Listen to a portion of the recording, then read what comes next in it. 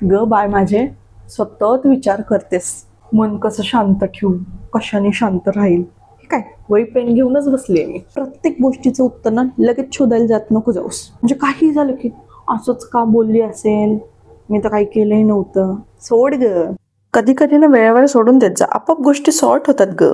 Number 2, प्रत्येक गोष्ट मनावर घ्यायची सवयच झालीये.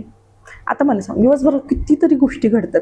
आता माझं छोटंसं बाळ आहे, एवढं पसारा करतात, 100 वेळा मी ठेवून देते, 100 वेळा तो करतो. आता मग मी असंच बोलू का, मी एवढं आवडते आणि हे पोरगं एवढं करतं? नाही, सोडून द्यायच्या गोष्टी. नंबर 3, जे तुझ्या हातात नाही ना त्याचा विचार करायचा नाही. आता तुला बऱ्यापैकी स्वभाव कळेल, माहितीये ना हे माणूस शांत बसणार नाहीये, हे बोलतच राहणार, मी काही केलं नाही केलं तरी बोलणार आहे. मग कशाला विचार करतेस, तो बदलणार आहे? तू किती रडली धडपडली, रात्र जागवल्या, काही केलं तरी होणार आहे काही? नाही ना. मग कर ना ऍक्सेप्ट. नंबर 4, दिवसातला थोडा वेळ स्वतःसाठी द्यायचा. तू काही गच्चील कर, असं दुसऱ्यांच्या घरात डोकवून ये, हिचं काय चाललंय तिचं काय चाललंय, कर काही नाही. शांत बस, मोबाईल बाजूला ठेव, चहा घे, रिलॅक्स राहा.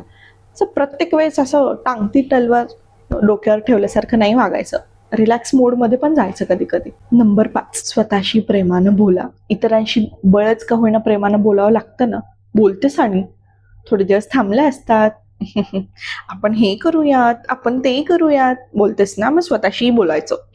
हो, कधीच निगेटिव्ह स्वतःबद्दल बोलायचं नाही. माझं नशीबच असं, माझ्या कामच होत नाहीत, माझं सतत दुखतच राहतं, नाही बोलायचं. कायम आनंदी राहायचं. आय होप तुला आवडली असतील.